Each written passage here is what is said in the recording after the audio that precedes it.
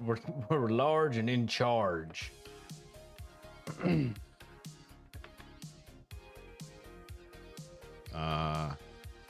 Creator dashboard.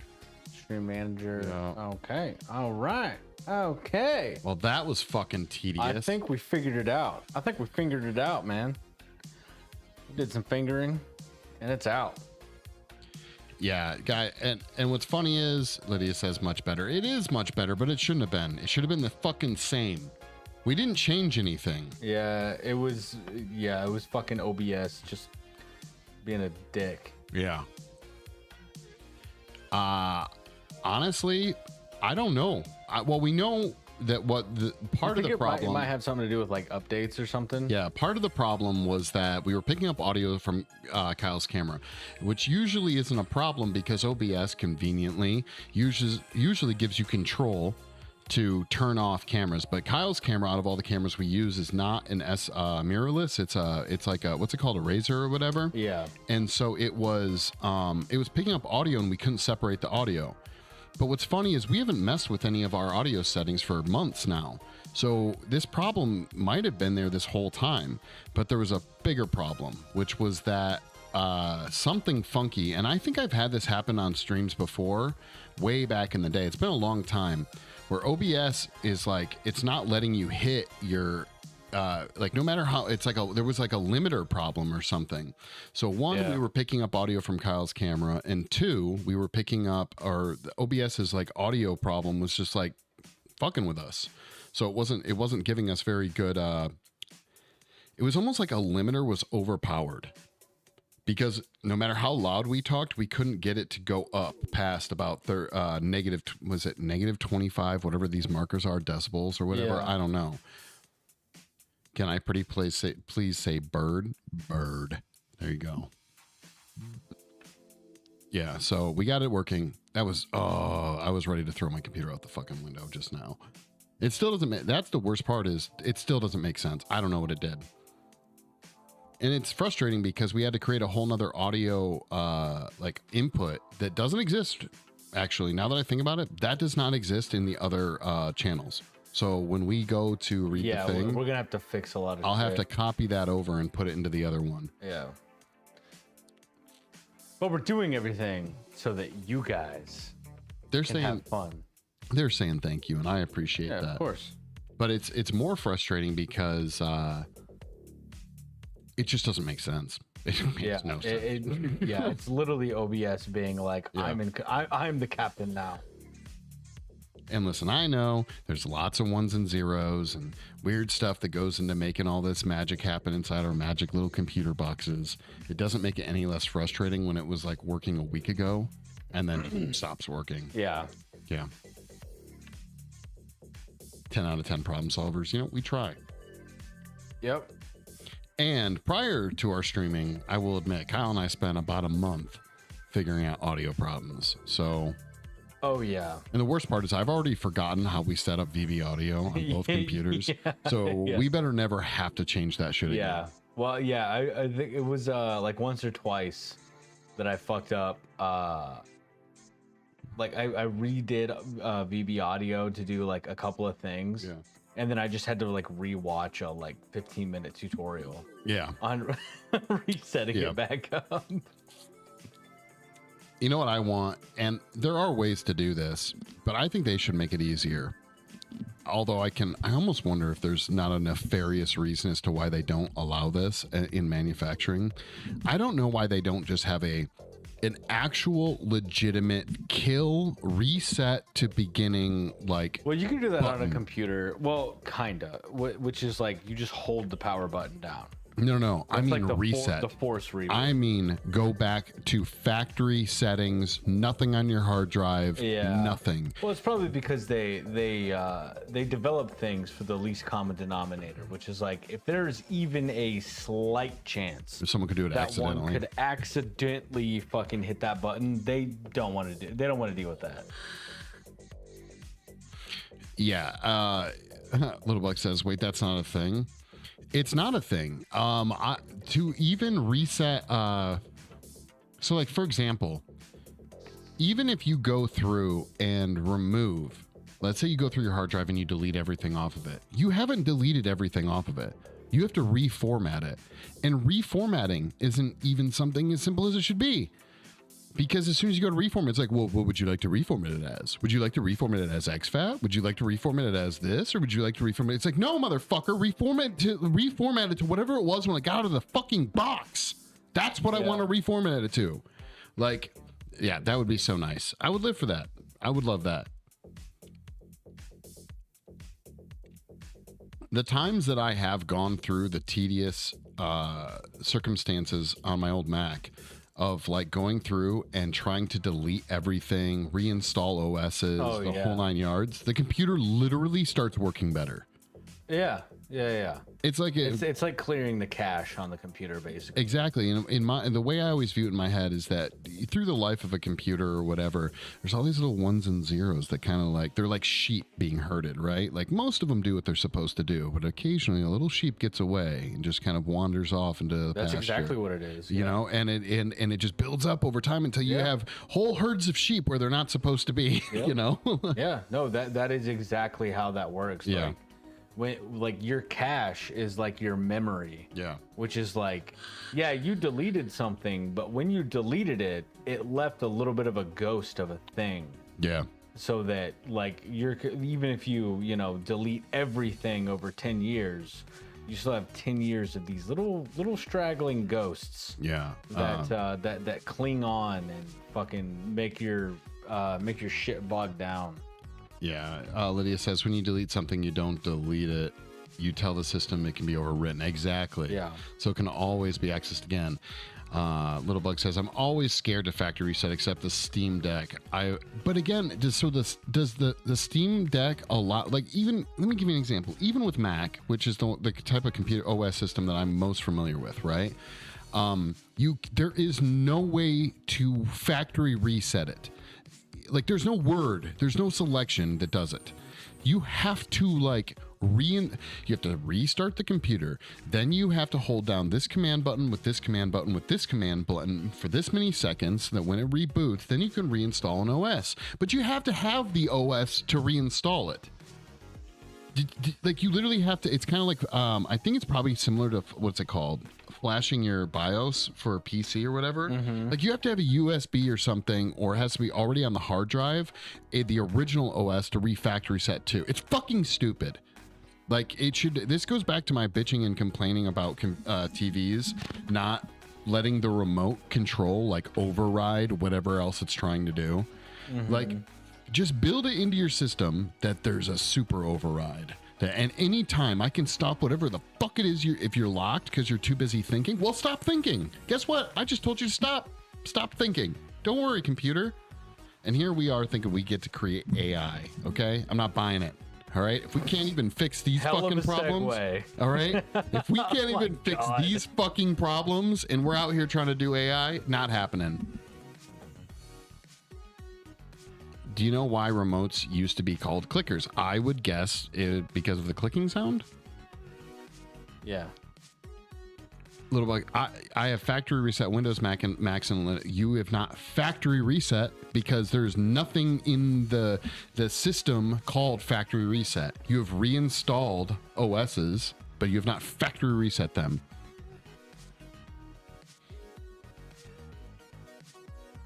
You just hit the reset PC app. You can't do that on a Mac. Show me on the Mac.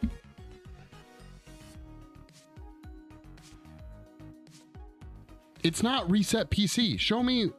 Oh, no. Yeah, no. Welcome to MK Extra Tech Talk. Where we talk about where we talk about the way things should be, man. Yeah, the way things should be with computers and such.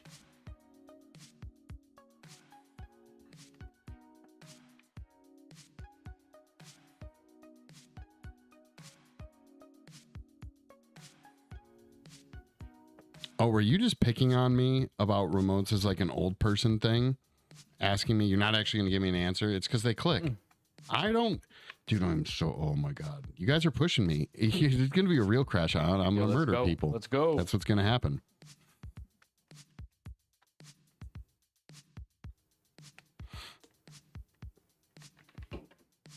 Bam. Look, there's no reset anywhere on my Mac. Look at that. Shocker. Yeah, nowhere. It doesn't exist. Go to Discord and go to the live stream chat. Okay, I'm going. Wait, which one should I go on? I don't know. I got live stream chat.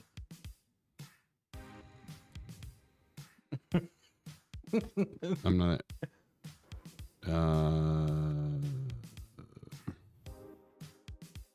From when? Just now. Mike, right now. Yeah, this is, yes, literally, yes. No, it's really interesting because they used to click, well, yeah, they were like Snapple, yeah. Lydia, are you going to tell us? You keeping us in mystery?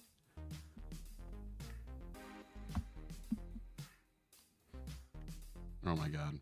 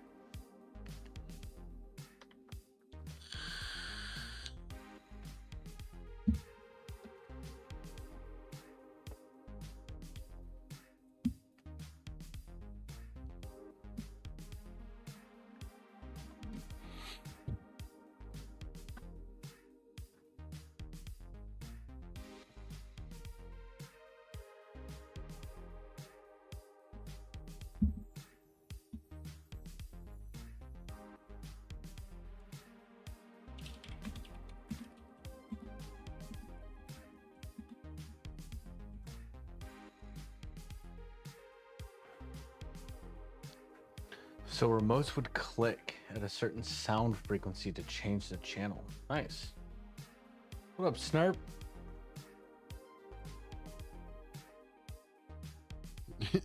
Snurp innocently walks in. How's it going? Yeah, Mike's freaking out right now.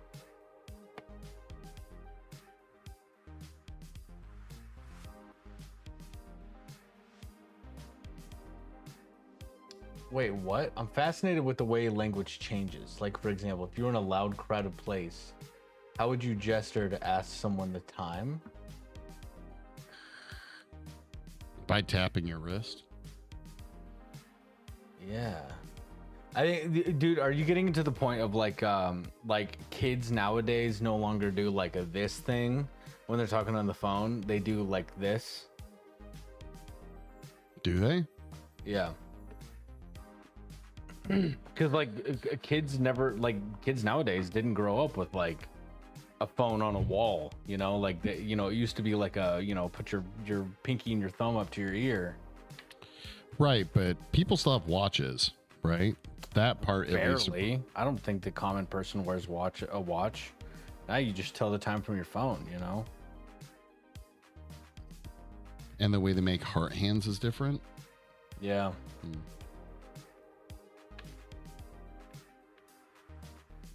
How to roll up a window? Yeah, it's true. Yeah. It's crazy today. Kids don't even know how to read an analog clock. Because that can't be real. Actually, what am I talking about? Sure, everyone's a fucking idiot. I would not surprised. Yeah. I struggle with reading analog clocks still. Are you joking? Yeah. Or no. No, I'm not. Well, no, which is it? No, I'm not joking. Like, I know how to read an analog clock, but like it takes me a second to read it. Huh. Just because it's not, yeah, it's the muscle memory thing. Like it's rare that I'm in an instance where I need to read an analog clock, so the muscle memory just isn't there. Right. Snort pointed out, which was my guess, smartwatches. Lots of people still wear smartwatches. Like that's still a very popular thing. Not really. How many? It's an entire industry that is still thriving. Smartwatches. It's not thriving. It's an accessory. Like, dude, I promise you, we could walk outside for a year, and you would be surprised at how many people aren't wearing smartwatches. Around here, yeah. Back in Vegas or San Diego, I bet you. In San Diego, it was rare that I saw someone with a smartwatch on. Well, first of all, it wasn't rare. I wore one every day, so. Oh yeah, I forgot. I'm saying your experience. No, I'm not talking about my experience. I'm talking your experience working at the same place I did. Yeah, I was wearing one. Sean wore one. I can think of many people. Yes, he did. No, he didn't. Okay. I know for a fact he didn't. No, you. He might have occasionally, but no. Okay. Like it's not as common as you think it is. Like there's not every single person wears a smartwatch. I never said way to fucking strawman what I was saying. I was not saying that every single person wore a smartwatch. I was saying that fucking smartwatches are still a massive industry. People still know what watches are. Yeah, it's not like even kids today have forgotten what a watch is. Even in the era of smartwatches, I'm not like I wouldn't be surprised if the whole like point at your wrist to ask what time it is isn't a thing. Also, hello Maria. Like I don't know, but who am I? I'm a big old dummy. I don't know much about shit. This isn't an exaggeration. 54% of people in the U.S. can't read or write at the required level to pass 6th grade English test. I wouldn't be surprised at that. Twice now that you joined while they argue. Welcome to reality. This is what it's like. Sean wore one as much as there's a reset function on a Mac. So you admit that occasionally there's a reset function on a Mac. Actually, there's zero reset function on a Mac. So I'm telling you, he wore one. I know he saw it. I seen it with my own eyes. Maybe once or twice.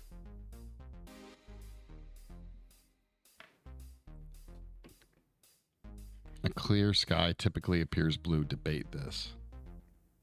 I don't think Kyle and I would actually disagree on how or why that is. Well, I mean, I think he could be a contrarian and manufacture a disagreement. Blue sky the sky does not appear blue most of the time. There we go. A clear sky is never blue, actually. If you think about what the color blue is, I would say a clear sky is never blue. I just noticed that sometimes I can see the back of Kyle's head on Mike's camera. You should be able to see more than that. Oh, you might be able to see my backside.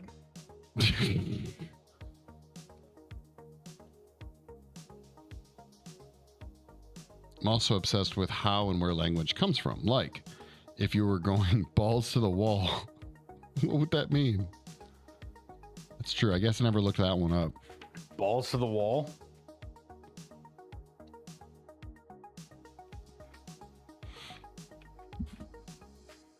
Are you going to tell us, or do I have to look it up for myself? I'm curious.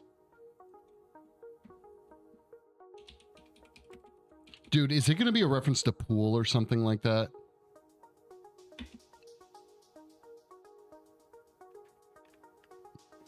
Fighter pilots back in the day had two thruster levers. That shoved their balls on the wall of the plane. Oh, the tops of them were balls. Balls to the wall refers to flight speed from fighter planes, I think. Yeah. The top. Really? Okay. Awesome. There you go.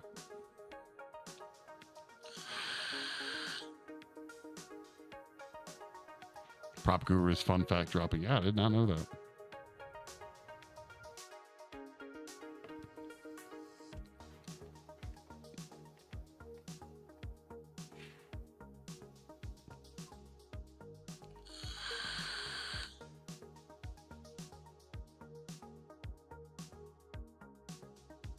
What is a gosh?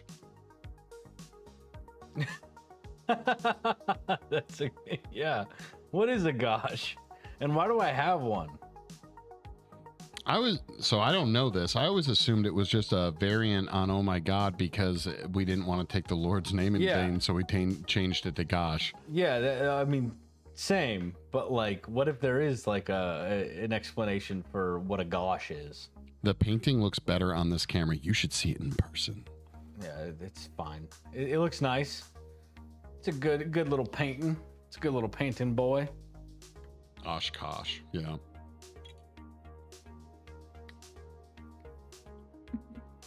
The H in Jesus H Christ stands for Horatio. I thought it stood for Hitler.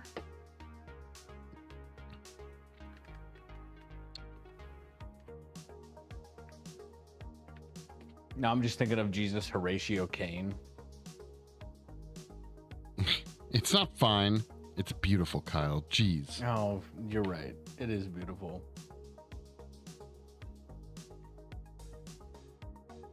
The word "gosh" likely evolved from an earlier form, by goose, which was used in the 16th century. By there goose. We go. Isn't that Captain Crunch's name?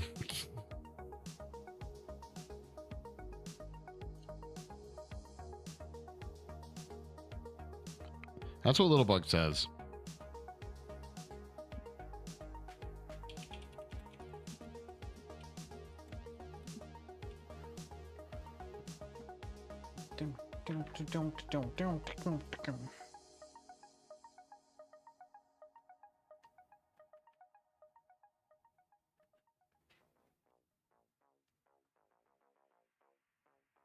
Oh my God.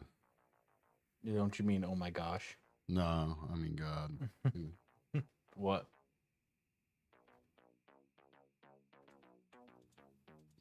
Nothing. I'm just even looking up where the term or the Jesus H Christ thing came from. Do you know? Yeah, it was Hitler. Okay. No. Not what it stands for, where it came from. Oh, okay. Where'd it come from?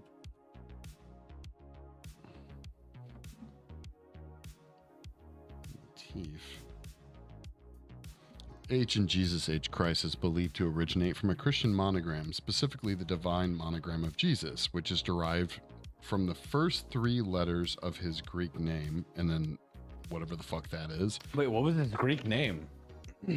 Come over here and read it, because that's Greek. Where's it at? I'm highlighting it. Yeah, that's Jesus, but in Greek. Oh, okay. Okay. No, just kidding. Oh my God. Am I reading the transliterated? Wait, how do I get transliterated? I feel like that might fix a lot of my problems. Dude, transliterated as IHS or JHS, where J was historically a variant of I. Huh. Yeah. Wait, J was a variant of I? Only So it once might it's be been transliterated. So is it? I'm not joking. Look, that's the fucking His word. name might be Jesus Christ. Yeah. Jesus. Oh gosh. Yeshua. Yeah. Yeshua. The weird feeling you get. Well, wait a minute. In that case, Horatio is not what the H stands for. Wait, were you serious? You believed that? Believe what? Did I believe a thing about a make-believe thing? Maybe. I don't fucking know. It's like, did you know that leprechauns actually eat bananas? I'd be like, I don't fucking know. Why not? I guess. Jesus Okay. Christ. Don't you mean Jesus Horatio Christ? Like, it could have been. Why not?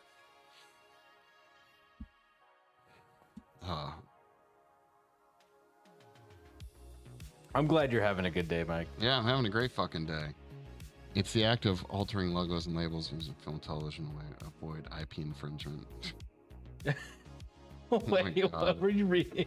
I'm reading someone's chat. Oh.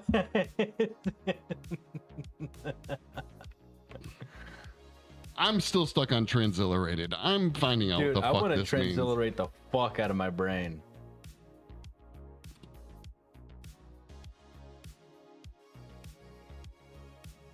Yeah, can you Google that? What does transliterated mean?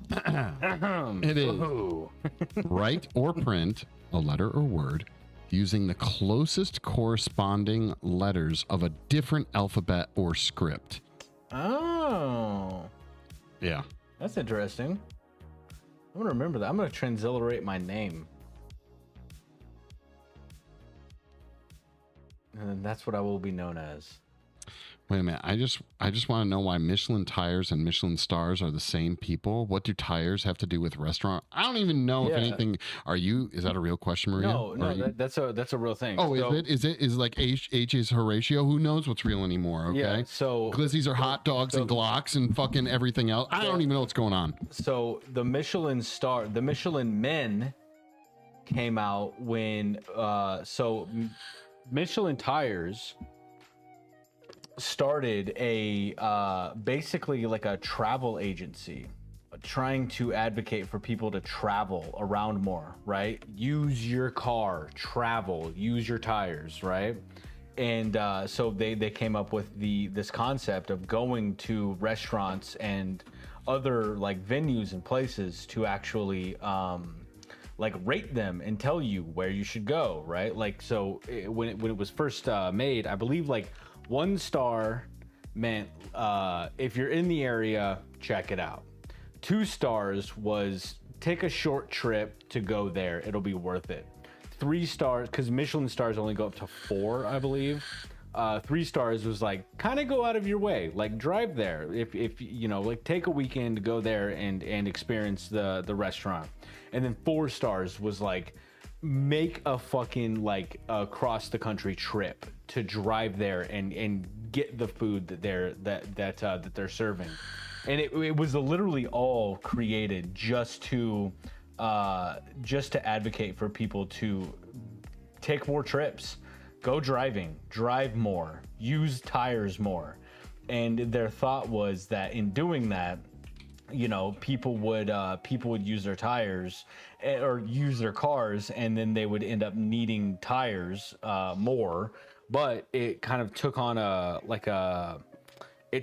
whole like personality of its own of like they actually were like accurately rating restaurants. And so that's where we get like the Michelin star is like it just kind of became its own thing because they actually did it correctly.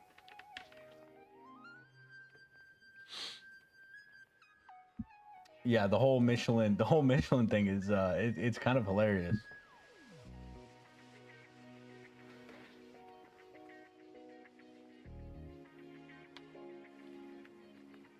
Yeah, they were promoting tire sales, yeah.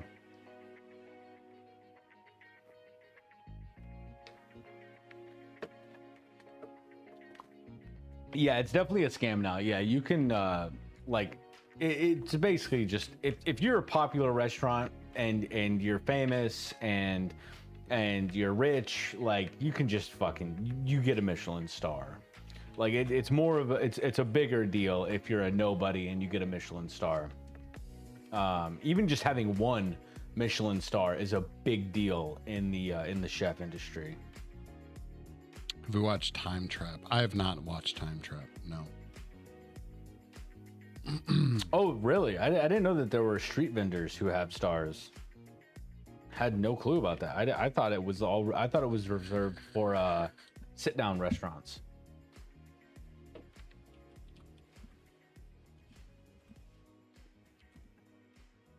Oh yeah, getting a star and maintaining them. Yeah, that is the big deal. I remember there was you can find like a famous clip of Gordon Ramsay crying after one of his restaurants lost a star. It was like a 2-star, I believe. And they lost a star. They went down to 1 star, and he it destroyed him for at least enough to make him cry. Because they will still send Michelin men to your restaurant, like Lydia said, like maintain your status basically.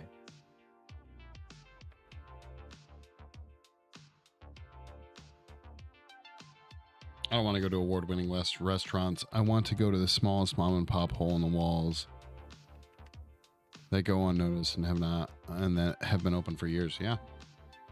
Yeah, sometimes those, you know, the mom and pop hole in the wall shits though aren't like, it's rare that those guys are actually like great, you know, like they're good, it's fine, like yeah, okay, there's pizza and pasta and burgers and fries and shit, but it's it's probably pretty rare that like a mom and pop shop is like fulfilling enough to award a Michelin star or something like that, you know. In Time Trap, these people go in a cave. In the cave, every second in there equates to 1 year outside. It's relativity, right? Yeah. I'm looking at it on IMDb. Okay. Nice. I'm not. What? Nothing. What? Nothing. Yeah, I haven't heard of this. Is it like a time warp movie kind of thing, or? It's about a bunch of people that go this spelunking, and they end up in a cave, and it sort of fucks with time. Oh, nice. It's very interstellar of them.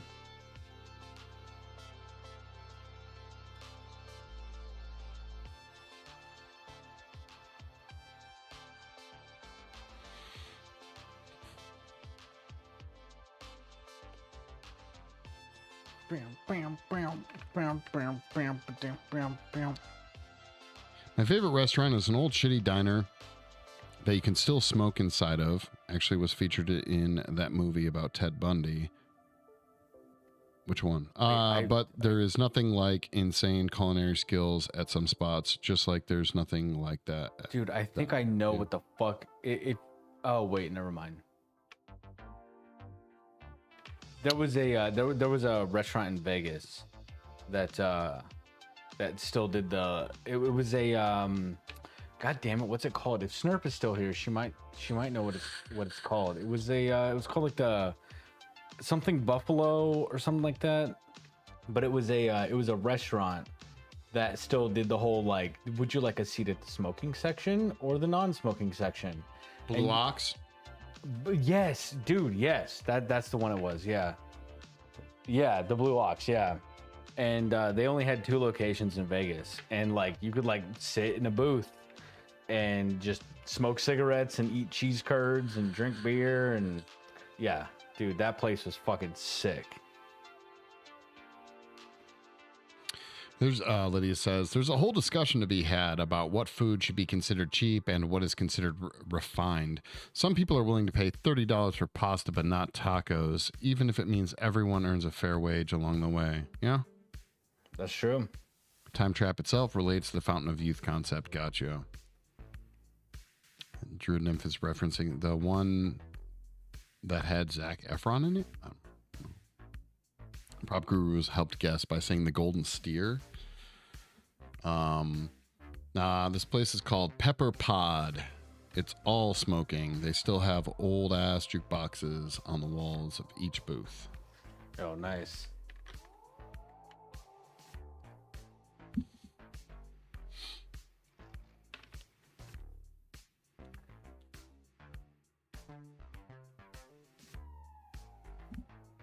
I don't know. I've never been a big foodie. So I think when it comes to money and food, it's there's no other way to put it. I would say amount of food for dollar matters more, but I think it's probably a little bit more complicated than that, because you can have a big ass salad and cost like still pretty cheap, you know, or whatever, versus a steak, and it's maybe a calorie for. We had this talk about like Taco Bell before, and like the cheapest. What is like the cheapest fast food? But if you literally did it like calorie per penny or calorie per dollar or something like that, you know, where do you get more food for a lower price? But that's me. I'm really not picky about food, so I literally can clump in all French fries and hamburgers into this. Like, there is no hamburger to me that's better than another. Fries, same way. Fries, burgers I'm fine with, but like fries, there are different like French fries. If you ask me how can you tell the differences between them, I'm not an idiot. I could do that. Oh, of course. No, but I don't. You don't. I don't give a shit. Yeah. I do. I do care. Yeah. There's like obviously like my like pinnacle of French fry is waffle fries. As And Maria says, waffle fries fries suck. Well, Yeah. fuck you. No, I'm kidding. I absolutely love waffle fries because they're like, I dip my chips in condiments. Like, I like a good, like, you know, cheddar, like sour cream and cheddar ruffled chip in ketchup, you know, like, and waffle fries are just like a deep fried, thick version of a potato chip, you know? And you just throw that in some ketchup and you're golden. You know, I will say waffle fries are my pinnacle, but at the abyss of my my spectrum is fucking shoestring fries. Those are stupid. I don't know why anyone ever fucking invented those. I don't even know what those are. I don't think tiny by name little anyways. like tiny little fucking thin fries. You ever been to like Freddy's or I'm thinking of Steak and Shake fries are like that, but I don't know. Steak and Shake, yes. Steak and Shake is like that, where it's like here's fucking those are like Steak and Shake fries. But again, like if you handed me 10 ounces of waffle fries or 10 ounces of fucking shoestring fries, I don't think to me doesn't matter. But if you said one was more expensive than the other, but it was still 10 ounces of fries, do you know what I mean? Like that's where I call like pricing that is into issue. Like, you call shenanigans on that. Yeah. Like I get that, but it's also like I do love a good experience when it comes to my French fries. Aren't shoestring fries just regular fries for Kyle? Funny guy, huh? We got a funny guy. Funny little guy, huh?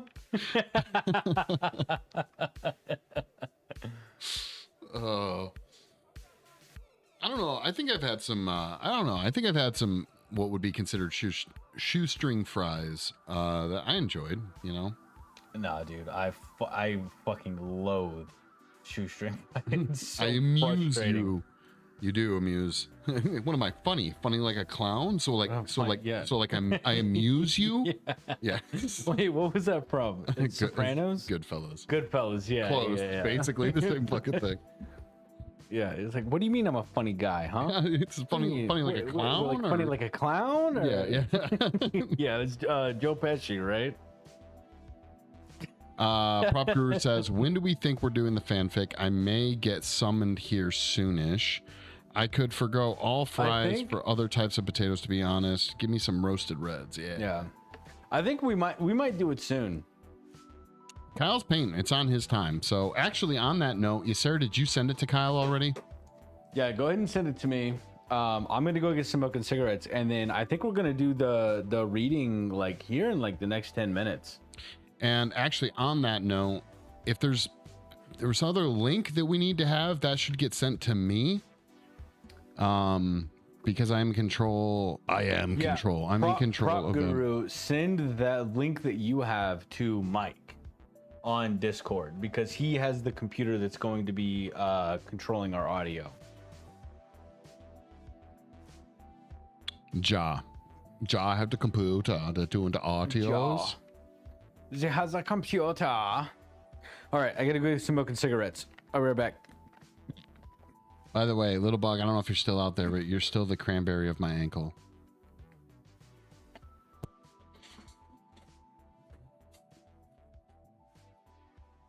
Don't forget there's something happening after the reading. Yes. And will do as long as Mike promises. I won't look. I don't know. I have remained good about this and been super good faith. I will not look or read anything beforehand.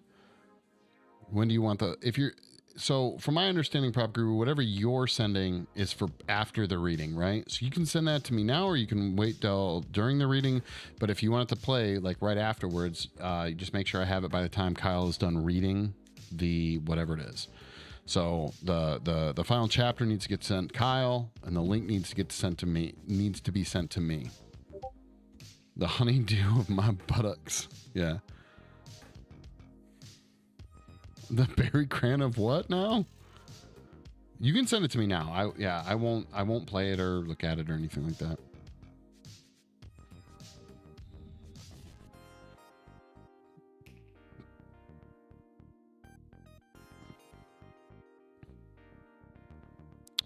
Yes, I will keep an eye on that. I think almost everyone here is subbed, but I will keep an eye on it.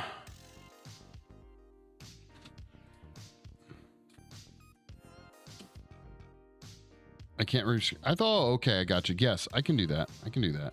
It should give me a heads up if it's about to happen, and I can pause it. We didn't. We're only allowed to pause so many subs during stream. Oh, are we on a? Is there like an ad right now or something?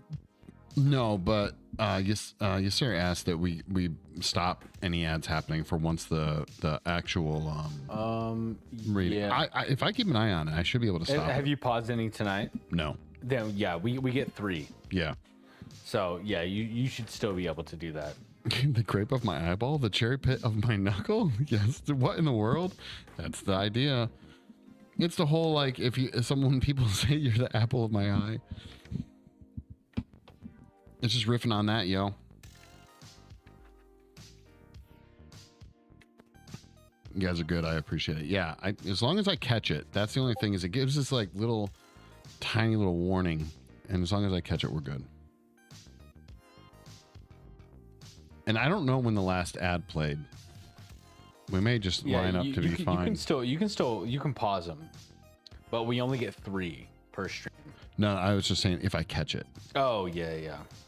It should pop up. Yeah, it'll pop up a little green thing, but if I'm busy laughing my ass off or being embarrassed, that's why I keep saying if I catch it. Oh, okay, sorry. Yeah.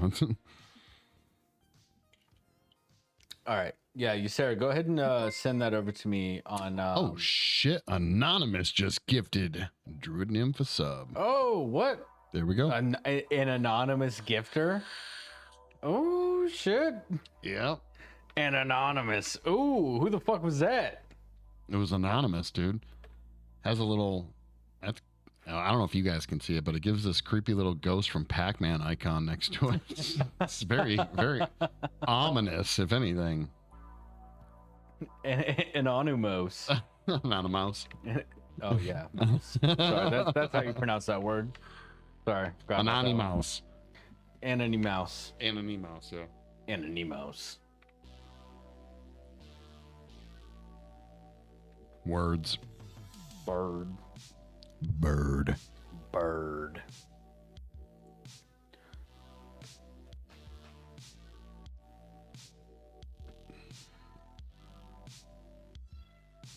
I sent it to Kyle on the talk because it won't let me on Discord. Yeah. Wait, why?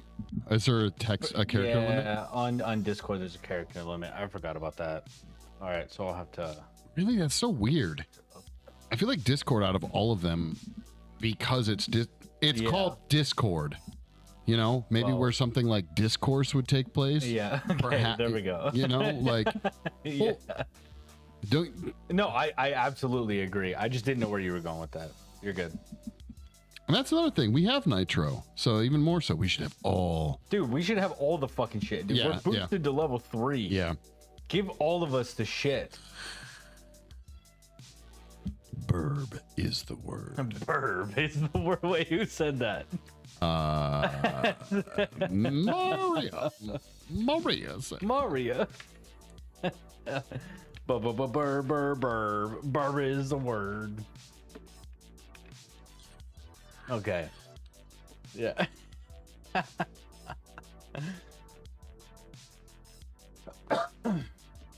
Sorry. Where the fuck is my TikTok app? Where's my TikTok app?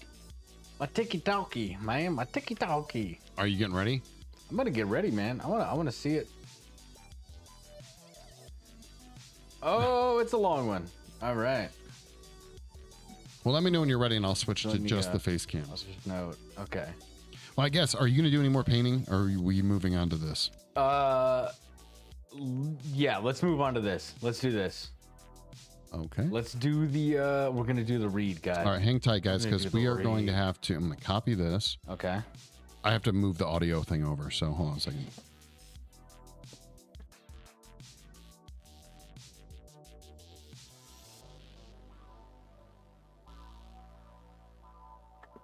There we go. All right, how do we sound? I think we're good. Do we sound okay? Yeah. You should scoot in more. Your face isn't very facey. Scoot in. This way? Nope.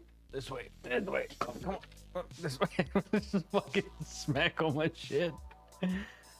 Oh. Lesbian Tibesi says, hey. What's up? What up, lesbian? You just joined at a very interesting time. I promise you that. Okay. All right, Kyle, do you want to do an intro as to what we're about to engage in right now? Yeah, no? Of course, man. Of course, dude. All right, so the deal is we are about to read the final chapter. Many moons ago, Mike himself had said, if anyone can figure out how him and I met. Kyle's too far from his camera. I know, dude. He's like way far away. You told me to scoot. Can you move? Just move your palette. Good Lord. Good Lord. Yep. Just break it. What do you guys want from me? Why do you want to see my face? Just listen to my voice.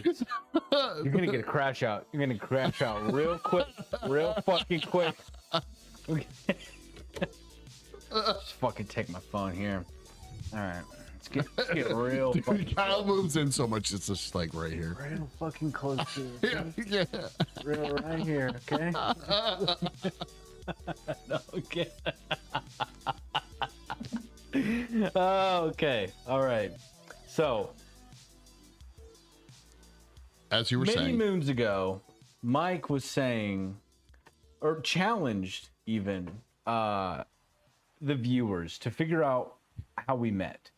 Okay. Are you gonna fuck with Jesus Christ? Good Lord. To find out how me and Mike met. Okay. And instead of actually trying to figure out how we met, Sarah wrote how we met. And we have a fan fiction of how Mike and Kyle's relationship developed over the years. And we're going to read the final part. The final chapter. Part. The final chapter, the final part of this fanfic. It's final part, What Remains. Oh, wait. Okay. Wait. Would you like to put on some music? Yeah, that's what I was just realizing. We're gonna get some tunes going that kind of sets the mood.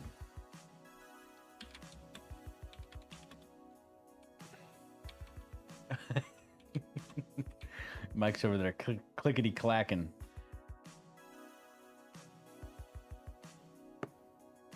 What did I lose?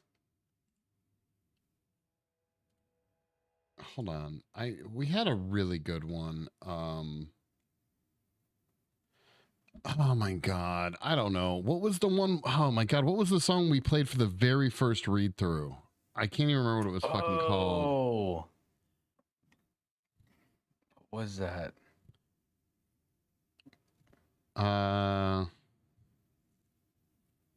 Just a Careless Whisper.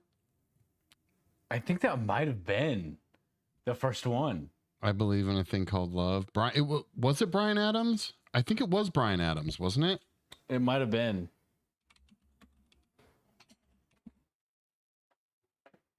Everything I do. Was it this one?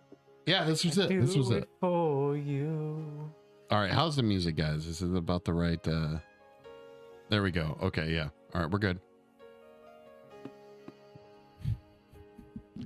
Listen to your heart.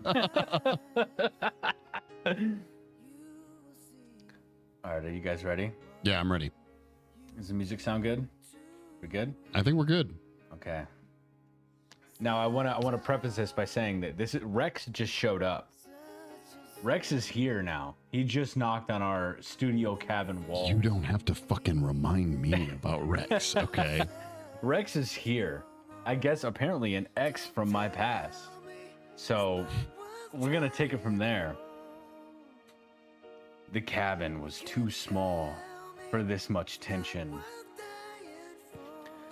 Kyle stood between them.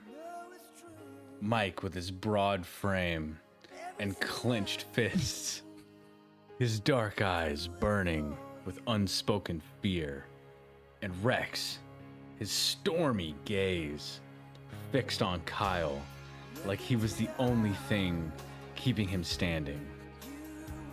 The fire crackled, casting flickering shadows on the walls. But it couldn't warm the cold spreading in Kyle's chest.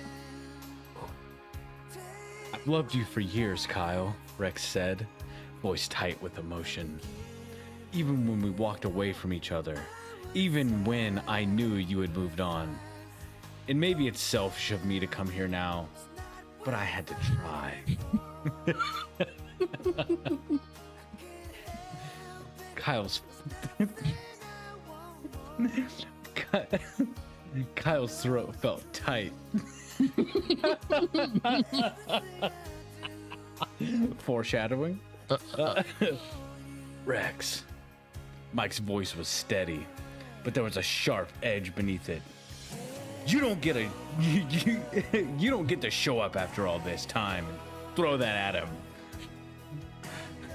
Rex's jaw tightened. "And you do? You think love is just building walls around him so nothing ever changes?" Mike took a step closer, his body tense. "Love is staying. It's building something real, something lasting, not running when it gets hard." Rex flinched, but he didn't back down. "And what if that means keeping him from something he really wants?" He turned back to Kyle, his voice softer now. "What if that's me?"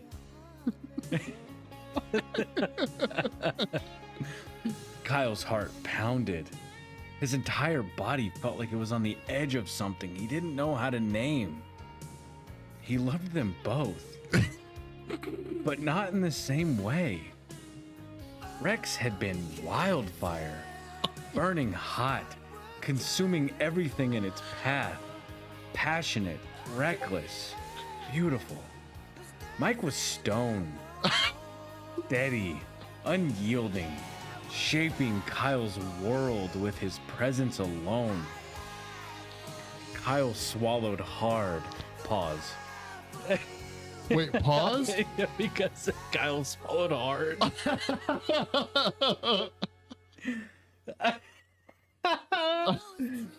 He didn't want to hurt Rex, but the truth has already settled in his bones. "I love you, Rex." The words came out raw, painful. "I always will. You were my first everything, my best friend." He exhaled. He exhaled. So I can't read. He exhaled shakily.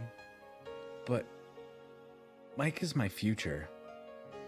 Rex's breath hitched, and for a moment he didn't move. Then he let out a quiet, bitter laugh, looking down. "I knew you'd say that." His jaw tensed before he lifted his gaze again. "But I had to hear it from you." Kyle reached for his hand, but Rex took a step back. His lips corked up in a sad, knowing smile. "I should go." "Rex?" He shook his head. "No, it's okay." His eyes flickered to Mike. "Take care of him."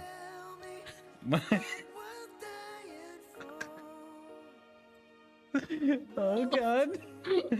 Mike nodded, his expression unreadable. Kyle watched as Rex turned, pulling his coat tight around him before stepping out into the storm. That's right, get the fuck out of The here. door shut behind him, leaving only the sound of the wind and the crackling fire. Kyle felt like he had just lost something irreplaceable. A warm hand touched his shoulder. "Come here." Kyle turned and suddenly Mike was there, pulling him into his arms. The tension, the fear, the weight of everything that had just happened. It all melted the moment Kyle pressed his forehead against Mike's chest.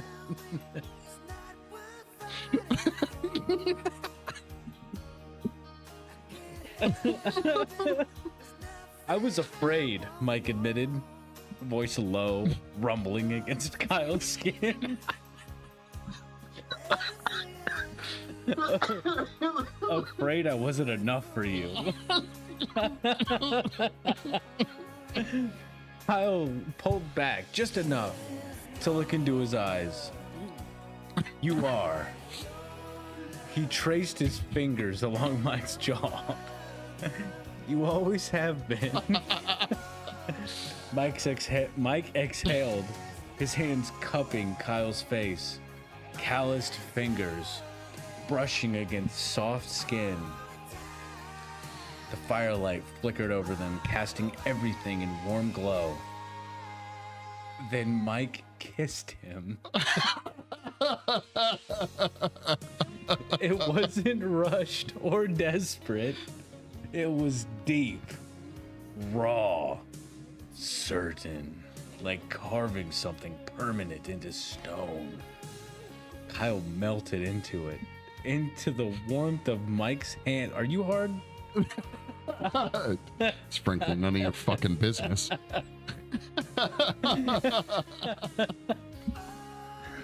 Mike's hands as they slid over his back. Wait, what the fuck? Kyle melted into it, into the warmth of Mike's hands as they slid over his back, into the way Mike pressed him closer like he had never wanted to let go. They sank onto the rug. Pause. Pause. By the fireplace, wrapped in each other. Their love reaffirmed in the quiet touches, in soft, whispered words against bare skin. The storm raged outside, but inside there was only warmth. Only them. And Kyle knew this was where he belonged. Finn. Is that it? That's it. We got an author's note. Author's note. What a fun journey this has been. It's been such a blast making Kyle and Mike's bromance come to life. While this saga has come to an end, who knows? Maybe one day I would be bribed to do a spinoff or even a juicy one-shot. Much love to all the MK Extra fam. Please, for the love of God, don't let this be my legacy on Earth, though. P.S. And everyone, don't forget to give a big shout out to Mike for basically asking chat to make this happen. He will never escape the allegations. All right, guys, we have something else we're supposed to be playing here. Okay, link incoming. This was sent from Prop Guru. Okay, so let's see what this is. Wait, is it audio based or what? Is it audio or video based? I don't know. Hold on, we'll see. Snow fell. It looks like Is it just audio? it's about 14 minutes, audio based only. Okay, all right, here we go. All right, hold on. All right, we'll listen to it. Where'd Is it there go? a way we can drag it onto screen? Is there any sort of like, can you just It's quickly... both. It is both. Okay, so hold on a Okay. second. All right. We'll go. We will go. We're gonna do. You got to copy the audio over again? No. I think we'll be all right. What we're gonna do is we'll go this one. That's like your thing, but then. Shit! Oh my god, dude!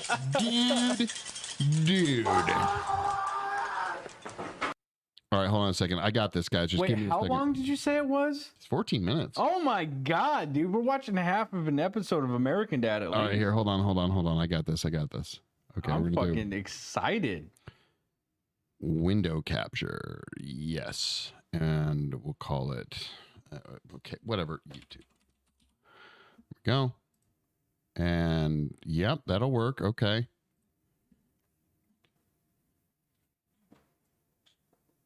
Sorry, guys. Give us a second while we figure all this out for you.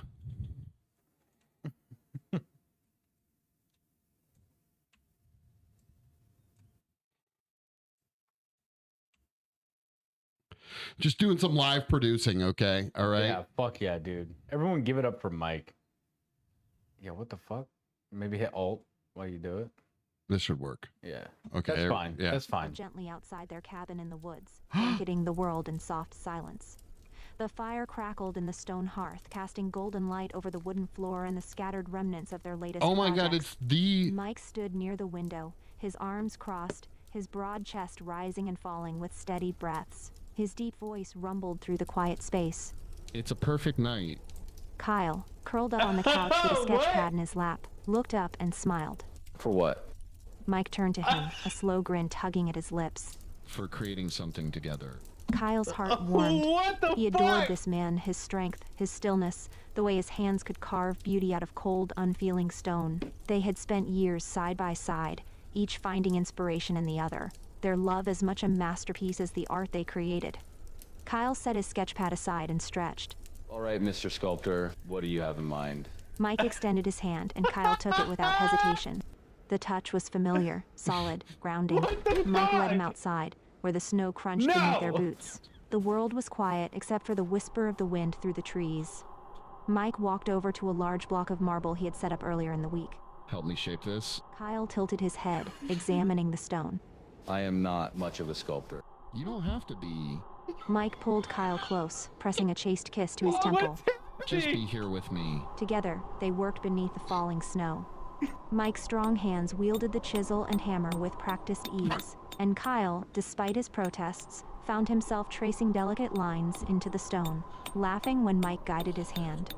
You have a gift, you know. Mike murmured, his voice like distant thunder. Kyle snorted. Not with sculpture. Mike turned him around, With everything. brushing snow from Kyle's curls. You paint my world with color every day. Kyle flushed, ducking his head. You are such a romantic for someone who spends most of his time hammering rocks. Mike chuckled, the sound deep and rich. And you're a poet for someone who spends most of his time making fun of me. Kyle grinned. It is my love language. They stood there, surrounded by the hushed white of winter, their breath mingling in the cold air. The half-formed sculpture stood between them, an abstract form of two figures intertwined. Still unfinished, but already full of life. Mike traced Kyle's cheek with his rough thumb. Let's go inside. I want to see what you paint tonight. Kyle took his hand. Only if you sit for me. Mike I want to smirked. see what you paint I tonight. thought you only paint beautiful things. Kyle I thought squeezed you his only paint fingers. beautiful things. Exactly. Hand in hand, they walked back inside, the snow continuing to fall around their creation. Their love, forever carved into stone. The fire crackled warmly as Kyle set up his canvas by the window. The snow outside shimmered in the moonlight, the half-finished sculpture standing tall, dusted with white. It was a piece of them etched into stone, shaped by their hands. But now Kyle wanted to capture something different, something softer. Mike sat in the armchair, watching Kyle with quiet amusement. He loved seeing him work, the way his lips pursed in concentration, the way his fingers moved so delicately, so confidently. Where Mike carved with force, Kyle painted with grace. You're staring. Kyle teased, dipping his brush into the soft hues of midnight blue. Mike smirked. Can you blame me? Kyle shook his head, his cheeks warming. Even after years together, Mike still made him feel like a masterpiece. Mike watched in silence, his chest tightening in a way he couldn't quite describe. After a while, he stood and moved behind Kyle, wrapping his arms around his waist. You see me better than I see myself. Kyle leaned into him, That is smiling. creepy. That's what artists do, isn't it? Mike pressed a kiss to his shoulder. That's what lovers do. They stood together, wrapped in warmth, as the snow fell outside and the fire burned low. Their art surrounded them, stone and canvas, sculpture and paint, but the greatest masterpiece was the life they had built, the love and the friendship they shared. And in that quiet moment, held in each other's arms, they knew they would keep creating together, always. The storm rolled in suddenly. What had been a gentle snowfall just hours before had turned into a relentless blizzard, the wind howling through the trees and rattling the windows of the cabin. Kyle stood by the window, watching the snow bury the world outside. The sculpture they had started together was barely visible under the white. Mike was outside. Kyle paced, chewing his lip. Mike had insisted on covering the marble before the storm worsened. "It won't take long," he'd said, pressing a kiss to Kyle's forehead before pulling on his coat. That had been almost an hour ago. Kyle grabbed his coat and boots, heart pounding. He threw open the door, instantly hit by the sharp sting of the wind. Mike! No answer. Panic tightened around his chest as he stepped into the storm. Snow whipped around him, blurring everything. By the way, He Mike could just barely looked at see me a as few if feet I ahead. actually said Mike! He called again, voice swallowed by the wind. Then a shape moving near the sculpture. Kyle rushed forward, stumbling through the thick snow. As he got closer, his breath caught. Mike was on his knees, gripping his arm, his face twisted in pain. The tarp he had been securing had half flown away, and the marble block had shifted dangerously. Kyle dropped beside him. What happened? Mike clenched his jaw. Damn thing moved when I was strapping it down. Knocked me back. Kyle's gaze darted to the stone. It hadn't just shifted, it had cracked. A deep fissure ran down its side, splitting their half-finished figures. A terrible silence stretched between them, even as the wind screamed around them. Kyle swallowed hard. Come on, we need to get you inside. He hooked his arm under Mike's, helping him up. Mike gritted his teeth but didn't argue. That's so Once fucking inside, creepy. Kyle pushed Mike onto the couch and knelt beside him, checking his arm. It was already bruising. I'll get some ice. Kyle murmured, his mind racing. He should be focused on Mike's injury, but he couldn't stop thinking about the sculpture. About how it had cracked apart, about what it meant. Mike caught his wrist before he could stand. Kyle met his gaze, something sharp twisting inside him. Mike's expression flickered, something unspoken passing between them. It's just a sculpture, Kyle. He sighed, leaning his head back against the couch. Kyle pressed his lips together, then stood and grabbed an ice pack from the freezer. As he gently pressed it against Mike's arm, his mind swirled with questions he wasn't sure he wanted answers to. Things between them had always been steady, solid, like the stone Mike sculpted. But now there was a crack, and Kyle wasn't sure if it was only in the marble. Meanwhile, in the distance, someone trudged through the storm toward the cabin. The storm raged on through the night. The wind howled against the cabin, rattling the windows. But inside, the silence between Kyle and Mike was even louder. Kyle sat by the fireplace, sketch pad in his lap, but his pencil barely moved. He could feel Mike watching him from across the room, his injured arm resting in a sling Kyle had fashioned for him. Neither of them had spoken about what had happened outside, about the sculpture, about the way Kyle had looked at it, at Mike, like something was breaking apart. A knock at the door shattered the quiet. Kyle's head snapped up. Who the hell would be out in the storm? Mike frowned, already pushing himself up despite his injury. Stay here. He muttered, moving toward the door. Kyle disregarded. He was right behind him when Mike pulled it open. A man stood in the doorway, snow in his hair, his heavy handmade leather jacket soaked to the shoulders. His features were partially hidden by the dim porch light, just barely visible, a mustache dusted with frost. Kyle knew that face. Rex. His heart clenched. He hadn't seen him in years, not since they had walked away from each other, from something that had burned too bright, too fast. What the hell are you doing here? Mike's voice was low, dangerous. Rex's gaze flicked to him, but only for a moment. His stormy blue eyes locked onto Kyle's, full of something raw, something aching. I had to see you, Rex said, stepping forward. Mike didn't move, his broad frame blocking the doorway. Not a chance. Kyle's breath caught. Mike let him in. Mike turned to him, and for the first time in their years together, Kyle saw something in his eyes that unsettled him. Fear. But it was too late. Kyle had already stepped past him, reaching for Rex's hand, pulling him inside before the storm swallowed him whole. Rex exhaled, shivering slightly. thanks. He murmured, but his eyes never left Kyle's. Mike shut the door a little too hard. Say what you need to say and go.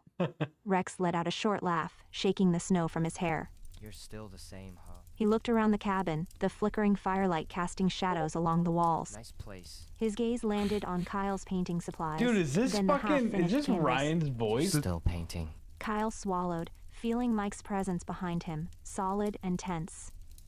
Why are you here, Rex? Rex's expression shifted, something raw surfacing beneath his usual Yes, it's confidence. Ryan's voice. I can't pretend What? anymore. Kyle's stomach twisted. Pretend what? Rex took a step closer. That I don't love you. The word sent a shockwave through the room. God. Mike's breath audibly hitched. Kyle's pulse pounded in his ears. The fire crackled, but nothing else moved. Oh, I should have God. fought for you. Rex continued, his voice quieter now. I should have. He exhaled sharply, running a hand through his hair. I know I am probably too late, but when I heard about the storm, I had to see you. I had to say it. Kyle's throat was dry. His mind spun. Mike shifted behind him, You're too late. his voice dangerously calm. Am I? Rex met his gaze. Am I? Silence. Mike turned to Kyle then, and the weight of his stare was unbearable. It was a question without words. Kyle felt like the cracked sculpture outside, split down the middle. He had spent years building a life with Mike, steady and strong. But now, Rex had returned, bringing back something wild and uncontained, something that made his heart race in ways he didn't want to examine. The storm raged outside, and inside everything was about to break.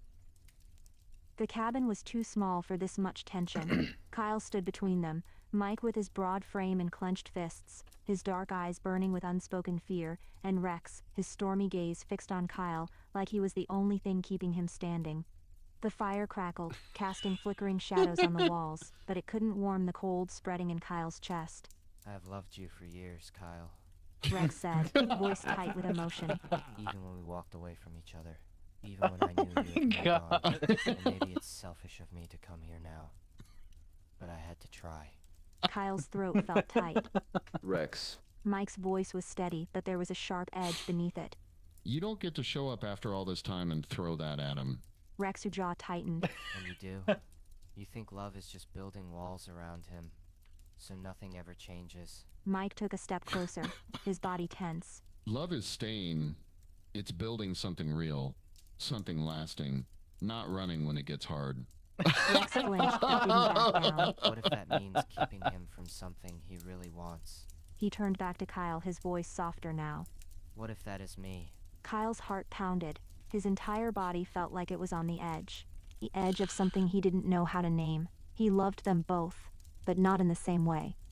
Rex had been wildfire, burning hot, consuming everything in its path. Passionate, reckless, beautiful, Mike was stone, steady, unyielding, shaping Kyle's world with his presence alone. Kyle swallowed hard. He didn't want to hurt Rex, but the truth had already settled in his bones. I love you, Rex. The words came out raw, painful. I always will. You were my first everything. My best friend. He exhaled shakily. But Mike is my future. Rex's breath hitched, and for a moment he didn't move. Then he let out a quiet, bitter laugh, looking down. I knew you would say that. His jaw tensed before he lifted his gaze again. But I had to hear it from you. Kyle reached for his hand, but Rex took a step back. His lips quirked up in a sad, knowing smile. I should go. Rex. He shook his head. No, it's okay. His eyes flickered to Mike. Take care of him. Mike nodded, his expression unreadable. Kyle watched as Rex turned, pulling his coat tight around him before stepping out into the storm. The door shut behind him, leaving only the sound of the wind and the crackling fire. Kyle felt like he had just lost something irreplaceable. A warm hand touched his shoulder. Come here. Kyle turned, and suddenly Mike was there, pulling him into his arms. The tension, the fear, the weight of everything that had just happened, it all melted the moment Kyle pressed his forehead against Mike's chest. I was afraid. Mike admitted, voice low, rumbling against Kyle's skin. Afraid I wasn't enough for you. Kyle pulled back just enough to look into his eyes. You are. He traced his fingers along Mike's jaw. You always have been. Mike exhaled, his hands cupping Kyle's face, calloused fingers brushing against soft skin. The firelight flickered over them, casting everything in warm gold. Then Mike kissed him. It wasn't rushed or desperate, it was deep, raw, certain, like carving something permanent into stone. Kyle melted into it, into the warmth of Mike's hands as they slid over his back, into the way Mike pressed him closer, like he never wanted to let go. They sank onto the rug by the fireplace, wrapped in each other, their love reaffirmed in the quiet touches, in soft whispered words against bare skin. The storm raged outside, but inside there was only warmth, only them, and Kyle knew this was where he belonged. Oh, God.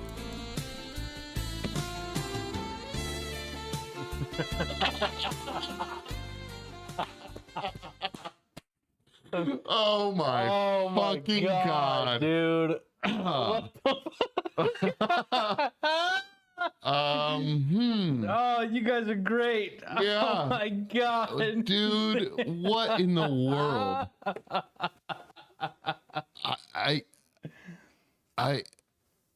All right. I have so many technical. How did you get Prop Guru, if you're in the house, how the fuck did you get Ryan's voice? Probably stole it from the game streams. Oh yeah. Yeah, that's a good one. Dude, that was great. Yes. Oh my God, dude. From the game streams. Okay, gotcha. It wasn't from game streams. Well, did Ryan post this other stuff and all that? Did Ryan just like give you a voice clip? Ryan, can you just record yourself doing the ABCs for us? I'd really appreciate it. Huh. But he didn't read the lines. He didn't like record them for you. You got it from the video he made about his wallets. Oh, you did some fucking... Dude, Ryan's gonna love this. Oh my god. Okay, so speaking of which, is this... It was a skit he did on Instagram. Okay. All right. Props to this mastermind. This is diabolical, okay? That is hilarious. So is this posted anywhere? Or do we want to put it in written smut? Yeah, definitely put it in one of the channels. Because that's like a private video, right? Yeah. He was talking about leather. This was weeks of work. Dude, it's kudos. Yeah. Kudos. God damn, man. That's some fucking effort. Also, I want to know what fucking app you use for voice shit. That's cool as shit. It's a private link. Yeah, but if we post that link somewhere in the Discord, everyone has access to the private link. Dude, hats off. Dude, we have to fucking post this in the Discord. All right, so I'm gonna copy this link. So I should just be able to copy the link, right, and post it in. It might have to be the poster or like the uploader. You did it all on your phone. Mike's face when he heard his own voice was priceless. Dude, it was creepy. It was fucking wild. So I have to be honest with you, Mike. I knew a little bit about this. Why? I don't know why or how. But so yesterday, I was messaged by Prop Guru, and he was like, "Dude, I have to show you." He was like, "Dude, you guys have to go live tonight. You have to do the fucking last night." Yeah. He's like, you have to do the fucking the read tonight. And I was like, dude, we just got done fucking like spending the whole day like moving shit and driving. Yeah. And he was like, dude, I did something. And he's like, I did something. I'm gonna show you a little snippet of it. And then he sent me like a little voice clip of you saying something, and I was like, what the fuck was this? From that? I don't know if it was from that, but like it was in Discord. I had no fucking clue that he had AI'd everyone's fucking voice. I thought it was just gonna be a fucking little bit of a like a little like, haha, what if Mike said outside there? What if Mike said pee pee poo poo dick balls? But I did not know that he had AI'd the entire fucking fanfic. So my thought is, Prop Crew dropped the link. Well, thank you, dude. That was fucking awesome. Seriously. My thought is we post the link in the MK Extra fanfic channel. Yeah. And should we just at Ryan? Yeah. Dude, if he doesn't watch, I'm going to be pissed. So here, I'll paste it. I'll put it in there. There we go.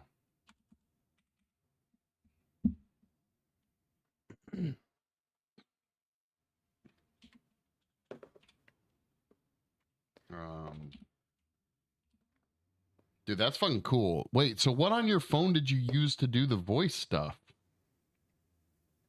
Why is he not showing up? LGG. Oh, right.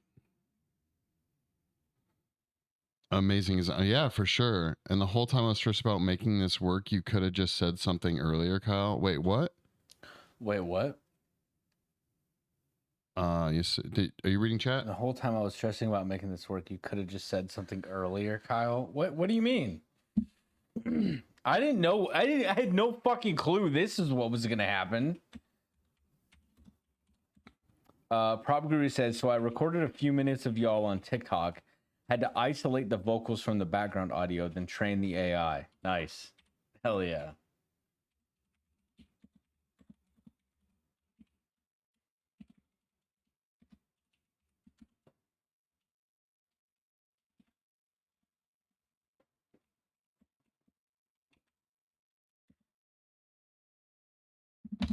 Oh, Jesus, I'm just knocking shit over.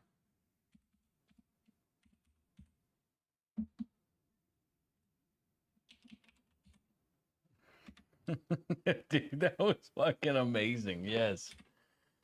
Yeah, that was hilarious. I cannot believe. Oh, man. Fuck! Oh, fuck! Oh my. fuck! Yeah, guys. All right, so it's posted if you guys want to, watch it again. Dude, that was impressive. That's extremely impressive. That was very cool. A huge thanks, everyone. Sarah, for putting it together, the original story. Prop, dude, fucking awesome with the editing. Yeah. I can see why that would take a long time. So yeah. Screen recorder, what's this? TTS maker, and Yoka, all on your phone. Damn, you knew it would get me. Dude, I'm easy to get. I'm easy target. Okay, dude. I think Sarah. I think, you're gonna be called to action at some point to do a one shot or something like that. Yeah, like maybe a prequel. What really happened with Rex and Kyle? I think these are the questions, like that we need answers to. There's my fucking prompting, all the other shit. You realize you don't get to wash your hands with this, right? No, now I'm leaning. Okay, oh, yeah, you're leaning into it. That's great. Exactly. Whatever happened, and why didn't things work out? What were the differences? What couldn't they really resolve? If we're leaning into it, Sarah, message me and Ryan specifically. Ask us about our past. Yeah. There you go. Yeah, whatever happened there? That's a good question. Jesus. Yep. I like to think about what happened after this story. After Kyle and I made Sweet Sweet Love, how I ran outside and just beat the living piss out of Rex to make sure he never comes back again. Like, that could be more of an action thriller, Think Liam Neeson in The Gray out in the wilderness, with John Wick. Where I'm hunting down Rex and he just has to survive, I'm just saying, there's places we can go with this, sequels and prequels, like a whole brand, really, okay? Yeah. Let's not stop ourselves. Let's not limit our abilities here, okay? Yeah.